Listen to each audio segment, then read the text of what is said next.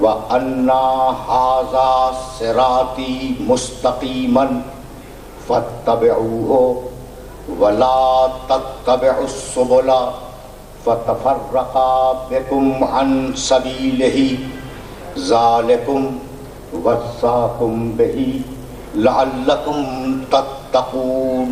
صلوات. میں نے سرنامہ کلام میں سورہ انعام کی ایک مختصر سی آیت کی تلاوت کا شرف حاصل کیا. سورہ انعام قرآن مجید کا 6واں سورہ ہے، اور وہ آیت جس کی تلاوت کا شرف حاصل کیا گیا وہ اس سورے کی 153ویں آیت ہے.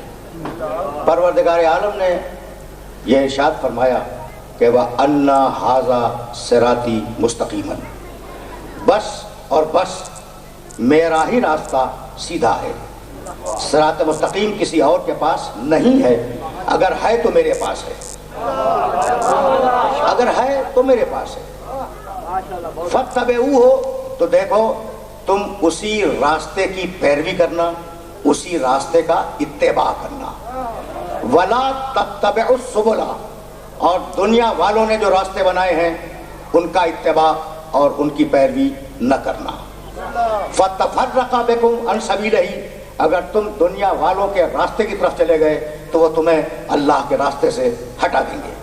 ذَلِكُمْ وَصَّاكُمْ بِهِ، یہ اللہ کی وصیت ہے، یہ اللہ کی نصیحت ہے جو تم تک پہنچانا چاہ رہا ہے. اگر تم اس کے راستے پر آ گئے تو لعلکم تتقون، صاحبان تقوی بن جاؤ گے.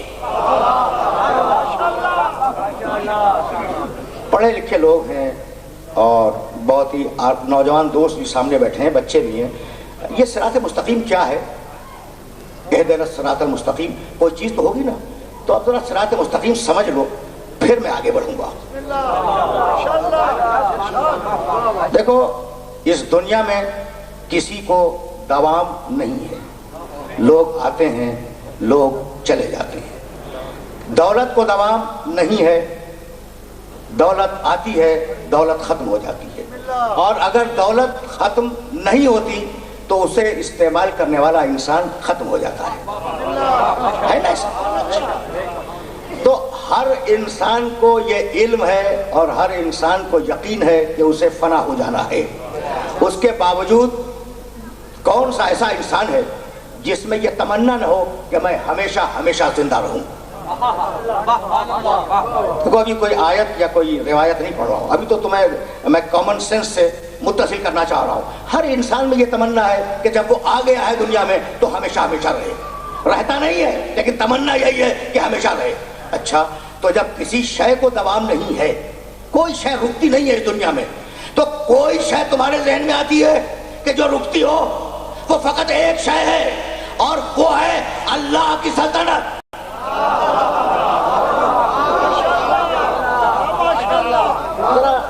ڈیفرنٹ طریقے سے بات کر رہا ہوں تو آرام سے سننا. اللہ کی سلطنت کو دوام ہے، اللہ کی سلطنت ختم نہیں ہوتی. اچھا، تو اب ہم ہیں فانی، وہ ہے نہ ختم ہونے والا، باقی. تو اگر اس کے قریب پہنچ گئے تو تم بھی باقی ہو جاؤ گے.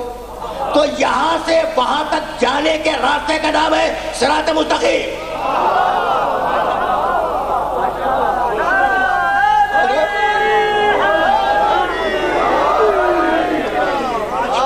بڑے لکھے لوگ ہیں، آپ یہ تشریف لے آئے تو اپنی گفتگو ہوگی. اور محمد و آل محمد بلند سے بلند در صلوات.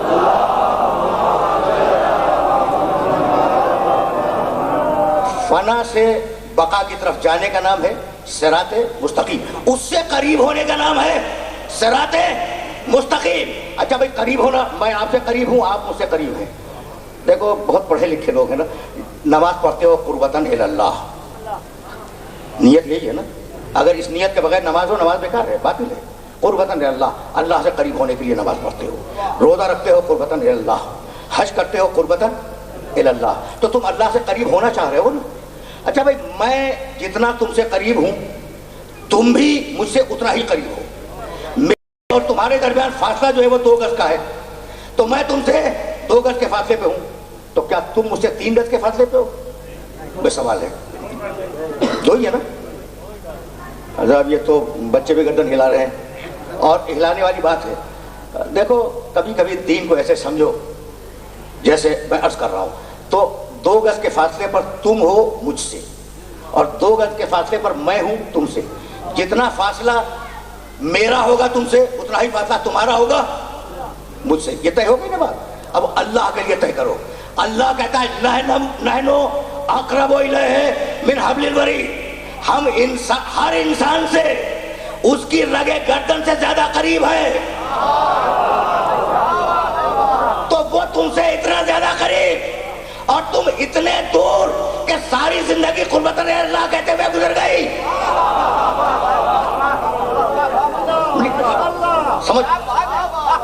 سمجھ رہے ہو اس فلسفے کو؟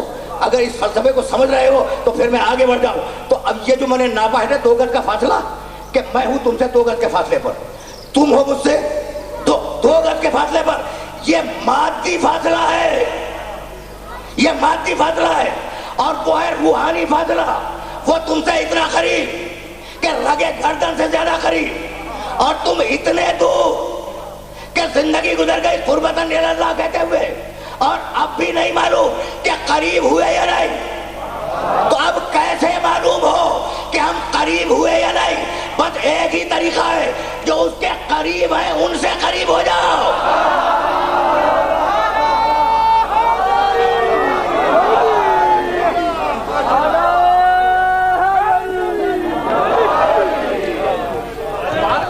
بھائی بہت توجہ رکھنا، لیکن میں بہت تیزی کے ساتھ گزر رہا ہوں، اس کو 2 ہی گھنٹے ہیں، 1 گھنٹہ آج کا اور 1 گھنٹہ کل کا، اور اس آئے مبارکہ کو سمجھنے کی کوشش کرنا چاہ رہا ہوں میں۔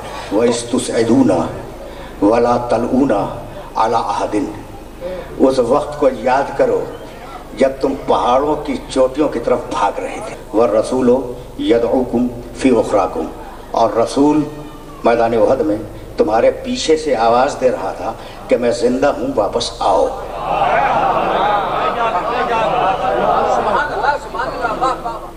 مال غنیمت مسلمانوں نے جمع کیا، وہ فوجیں شکست کھا کے بھاگ گئی مشرکین کی۔ میرا نبی فاتح مدینہ کے اندر داخل ہوا، اور 3 دن فتح کو گزر گئے۔ ظہر کی نماز کے بعد میرا نبی مسجد میں بیٹھا ہوا ہے۔ اتنے میں وہ لوگ جن کا ذکر قرآن شریف میں ہے کہ تم جا رہے تھے پہاڑوں کی طرف، وہ واپس آئے، وہ واپس آئے، ظہر کی نماز میں واپس آئے۔ بھائی سننا سننا سننا، اب یہ جملہ برداشت کرو گے؟ واپس آئے اور ترتیب کے ساتھ واپس آئے۔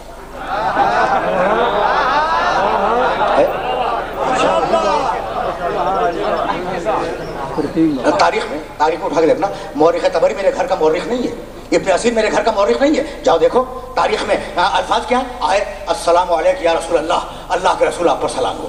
رسول نماز ظہر کے بعد تشریف فرمائے، اللہ کے رسول آپ پر میرا سلام۔ سننا بھائی سننا، اب زیادہ زحمت نہیں دوں گا، فقط 5 یا 7 دقیقے تمہارے لینے ہیں، لیکن یہ جملہ سن لو۔ رسول نے جواب سلام دیا، کہا بھائی سننا، کہاں چلے گئے تھے؟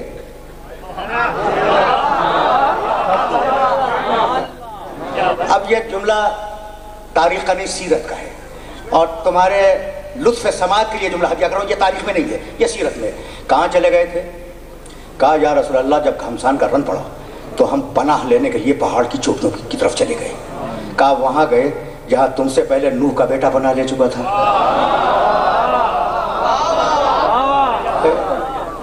تاریخ میں نہیں، سیرت میں۔ کہا یا رسول اللہ گھمسان کا رن تھا۔ کہا لیکن میں تو پکار رہا تھا کہ آؤ۔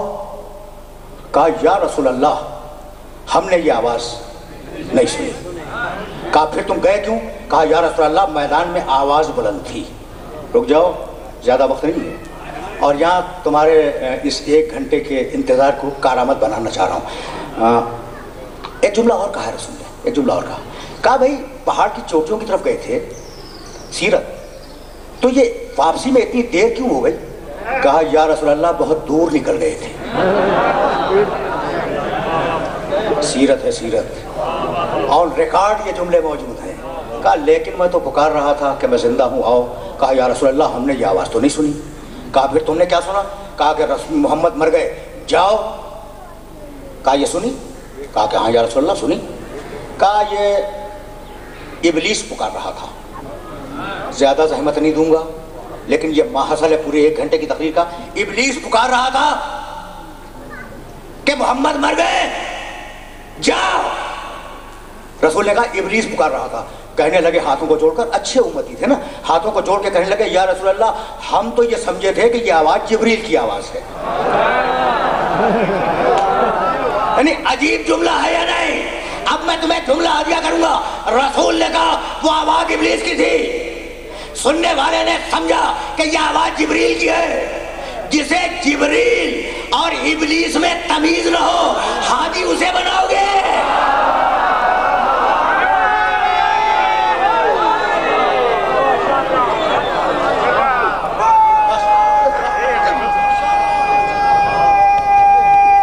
میں نے زحمت دی.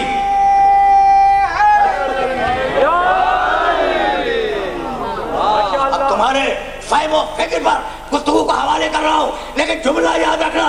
اور یہ جملہ اگر تم تک پہنچ گیا تو میری آج کی محنت سوارت ہے. رسول نے کہا بس. اب ظاہر ہے کہ مصاحب کے 5 جملے تو میں کہوں گا نا, لیکن یہ جملہ سنتے جاؤ اور اس جملے کی قیمت کو سمجھنا. رسول نے کہا آؤ اور نہیں آئے. حسین نے کہا جاؤ, نہیں گئے.